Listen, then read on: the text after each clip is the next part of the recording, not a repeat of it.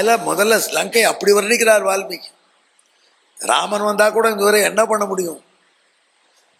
அகத்தியாபி மகாபாஹு கிங்கரிஷ்யதி ராகவா. எப்படியோ ராமனை அழிச்சுன்னு வந்துடுவோம். வந்தால் லங்கா சீம்ஸ் டு பி அன்கான்கரபிள்ங்கிறார் அனுமார். பார்த்து பார்த்து அப்படி திங்க் பண்ணக்கூடிய அளவுக்கு ராவணன் லங்கையை வச்சிருக்கான். அந்த லங்கையை எரிச்சுட்டார் அனுமார். எரிச்சுட்டாரா இல்லையா? கடைசியில் இந்த அழகு எந்த மூலைக்கு அப்படின்ட்டார். அதுக்கப்புறம் மறுபடியும் இன்னொரு லங்கை உண்டாக்கப்பட்டது. விபீஷணனுக்காக ராவணனே கட்டுறான். கடைசியில் அவன் ஆட்சி முடிகிற காலத்தில் இன்னொரு லங்கை என்ன போயிடுத்து, ஊர் எரிஞ்சதோடு இருக்கப்படாது.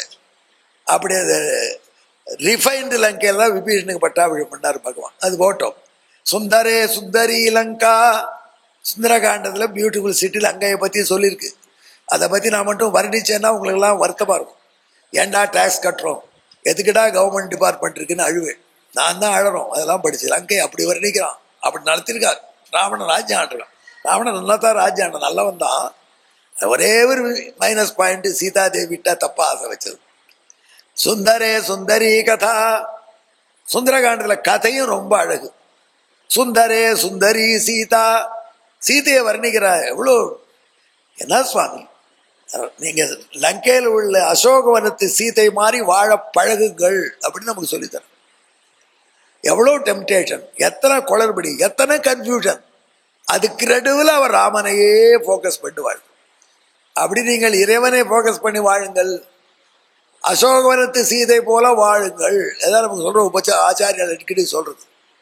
சுத்தி இருக்கிற ராட்சசிகளுடைய பேச்சுனால கலங்காமல், அதே போல ராட்சசிகளை திட்டாமல், அந்த ராட்சசிகளுக்கு பின்னாடி அனுமார்கிட்ட இருந்து அபயம் கொடுத்து அவர்களையும் காப்பாற்றி, பாவம் என்ன செய்யும், அதுங்களுக்கு தெரிஞ்சது அவ்வளவுதான், அவைகளை மன்னித்து சீதையை வாழ்ந்தாலே அதுதான் நீங்களும் வாழ வேண்டிய வாழ்க்கை.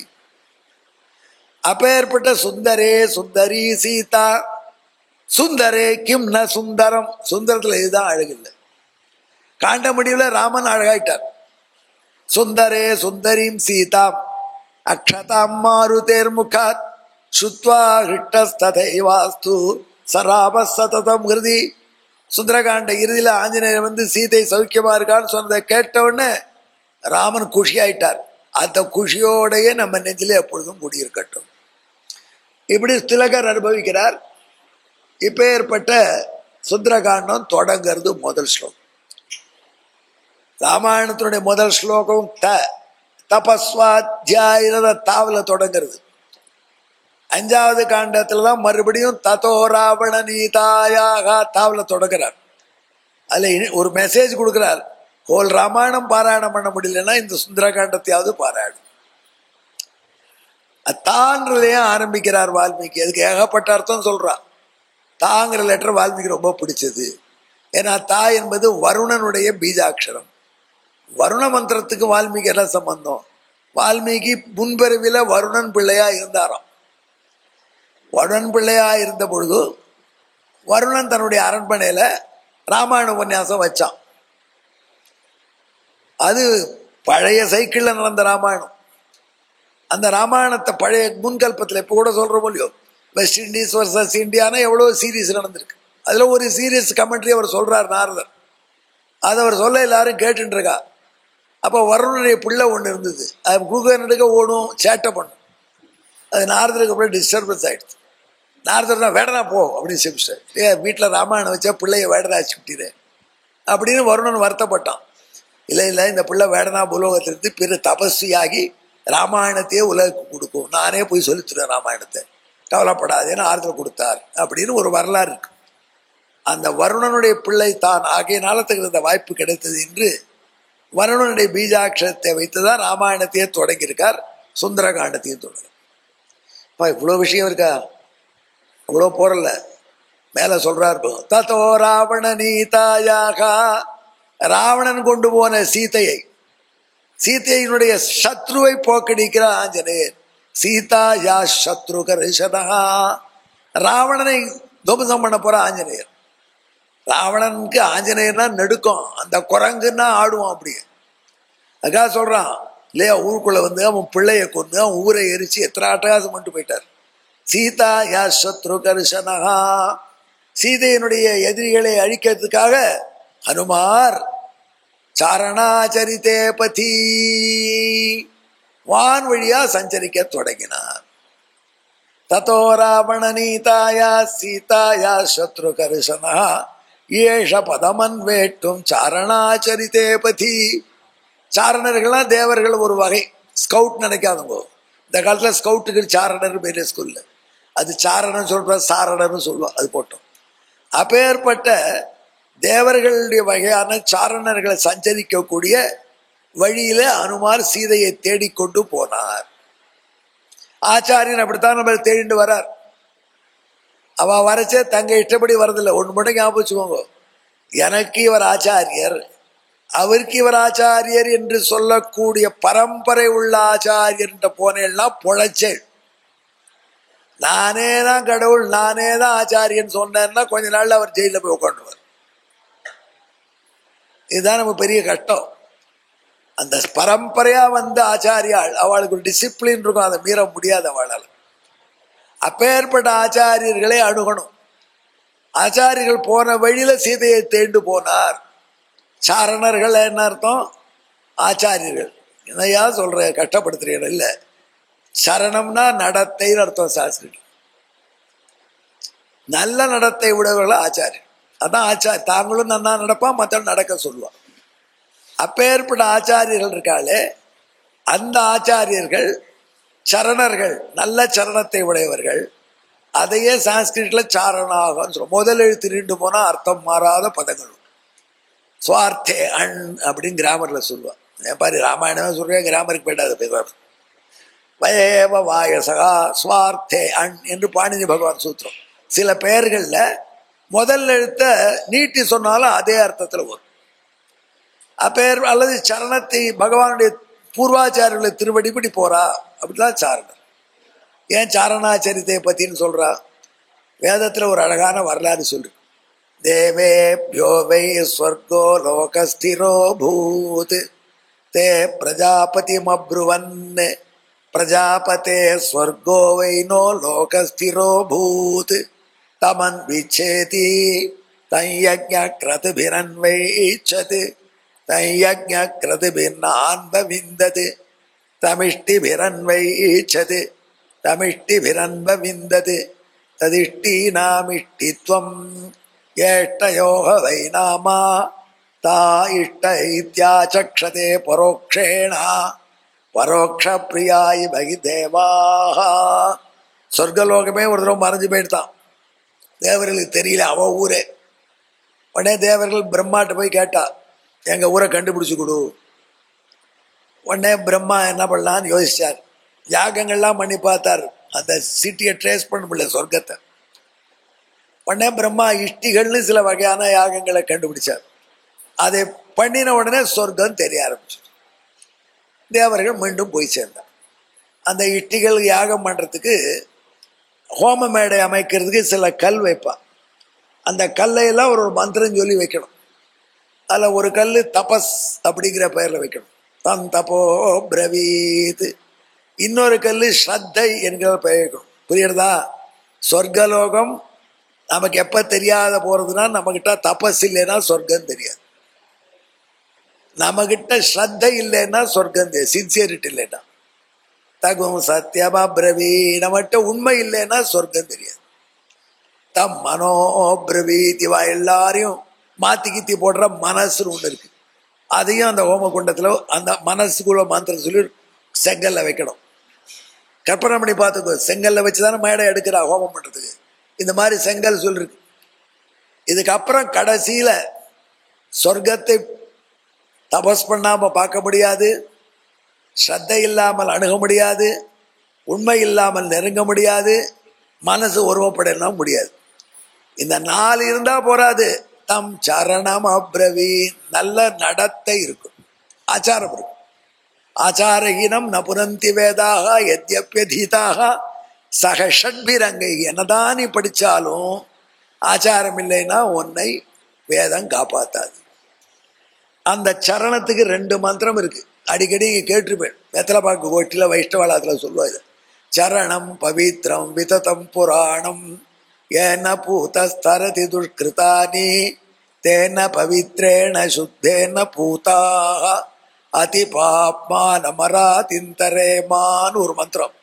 லோகஸ்ய துவாரமர்ச்சிவத் பவித்ரம் ஜோதிஷ்மத் பிராஜமானம் மகஸ்வத் அமிர்தஸ்ய தாரா பகுதா தோகமானம் சரணன்னோ லோகே சுதிதாம் ததாது.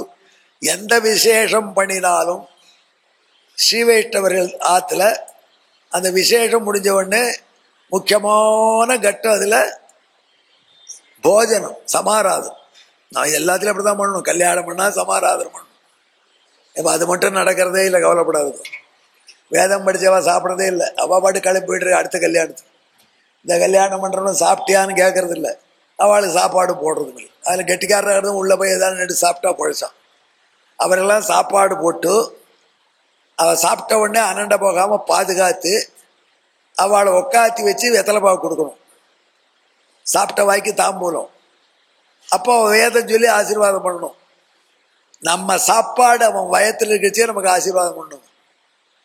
அப்போ நிச்சயமாக அந்த சாப்பாடை நினச்சி நல்லா பண்ணிட்டு போயிடுவான். அதனால அந்த சாப்பாடு அவன் இருக்கிறச்சேயே அவன் 2 வேத வார்த்தை சொல்லி ஆசீர்வாதம் வாங்கிக்கணும். அதுக்காக வச்சிருக்கா அப்படி வெத்தலை பாக்கு போட்டிட்டு. அதில் இந்த மந்திரம் அவசியம் சொல்லுவான். நம்ம சரணம் பவித்ரம் விததம் புராணம். ரொம்ப தொன்மையான ஆச்சாரியர்கள் காட்டிய வழி ரொம்ப தூயது. அதுபடி நடந்தையானால் நீயும் தூயவனாவாய், பாபத்தை கடந்து நன்றாக இருக்கும். இது ஒரு அர்த்தம் இந்த மந்திரத்துக்கு. 2வது மந்திரம் சொல்றது உயர்ந்த சொர்க்க லோகத்துக்கும் வைகுண்ட லோகத்துக்கும் வழியே இந்த ஆச்சாரம் தாண்டா. அது ஒளி வடிவமா இருக்கு, அப்படியே பிரகாசமா இருக்கு. அந்த வழியிலிருந்து சொற்றதுடா அமிர்தம். அப்பேற்பட்ட நல்லடத்தை ஆகிற சரணம் இருக்க, அது நமக்கு நல்ல புத்தியும் தரும். ஆச்சார பிரபோ தர்ம தர்மஸ்ய பிரபுரச்சுதா. அப்படியே ஆச்சாரத்தில் இருக்க வேண்டும் என்று இதுக்கு ஒரு அர்த்தம். அப்பேற்பட்ட சாரணர்கள், ஒழுக்கமுள்ள ஆச்சாரியர்கள் நடந்த பாதையில போய் மக்களை காப்பாற்று வரும் ஆச்சாரியன் போல ஆஞ்சநேயர் லங்கையை நோக்கி கிளம்பினார். வானத்தில் நிற்கிறார் ஆஞ்சநேயர், தாவறார். மகேந்திரமலையில் ஏறி தாவிட்டார். தாவர சமயத்துல வானத்திலேயே அவர் நிற்கிறத மாதிரி தெரிஞ்சு படுத்துட்டு இருக்க மாதிரி.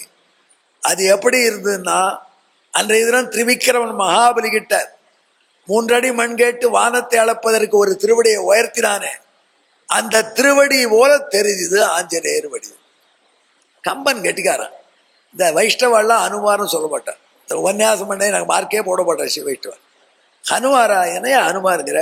நம்ம பாஷையில் அனுமாரே கிடையாது. பின்ன என்ன பாஷை? திருவடி. ஆஞ்சநேயரை நாம தான் ஆஞ்சநேயர் அனுமாரெலாம் சொல்கிறோம். உங்களுக்கு புரியறதுக்காக நானும் சொல்லிட்டு இருக்கேன். ஆனால் வைஷ்ணவ கோட்ல அவருக்கு திருவடி இருந்தார். திருவடி கோயில் வரைக்கும் பெருமாள் போனார் தான். திருவடினா சரணம், கால் அர்த்தம். பகவான் காலால் நடக்கல, ஆஞ்சநேயாலோ கருடனாலும் நடக்கிறான். ஆனால் அந்த ஆஞ்சநேயருக்கு திருவடின்னு இது ஒரு கோடு வார்த்தை. திருவடி நலிய புகுந்தான். ராவணன் திருவடி அடிக்க போனான். ராமன் காலை அடிச்சா இல்லப்பா, ஆஞ்சநேயர் அடிச்சான்னு அர்த்தம். திருவடி சொல்ல கேட்டார்கள். இது டிக்ஷனரி. திருவடின்னு சொன்னா ஆஞ்சநேயர்னு அர்த்தம். கருடனும் ஒரு திருவடி தான். அவருக்கு அப்ஜெக்டிவ் போட்டதுல பெரிய திருவடின்னு சொல்லுவோம். அப்படியே எடுத்து போறது கதை. இவரை சிறிய திருவடின்னு சொல்லுவா சமயத்துல. திருவடினா இவர் தான் பெரிய திருவடி கருடன். அதான் கம்பன் சொல்றான், திருவடின்னு அவனுக்கு வச்ச பேர் பொருந்தும்படியா வானத்துல திரிவிக்கிரமன் வைத்த திருவடி போல இருந்தான்.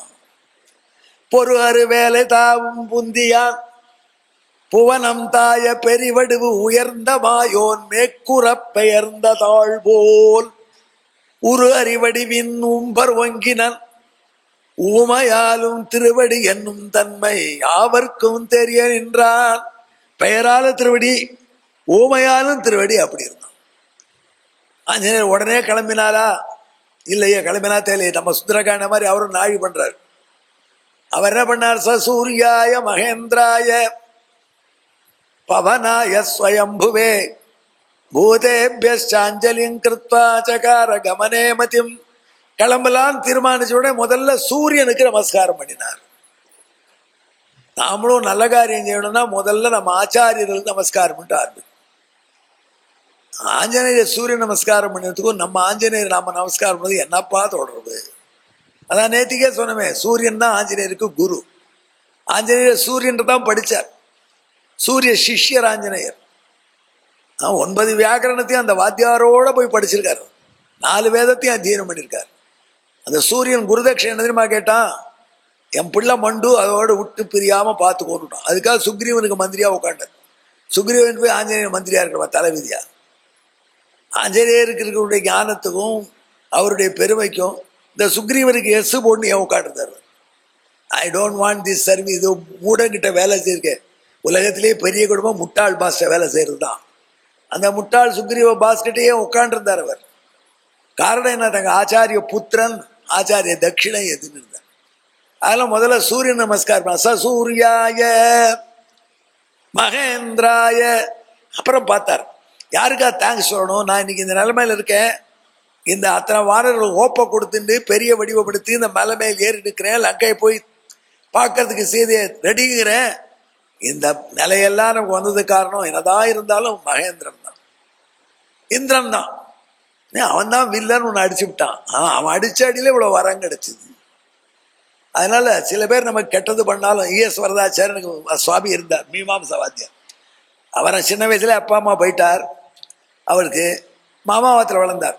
அந்த காலத்துல காஃபி லக்ஸரி, இது அனாதையா நம்ம கிட்ட வந்திருக்கு. இந்த பிள்ளைக்கு வேற காய் போட்டா வேஸ்ட்னு அவருக்கு பழையது போட்டுருவா.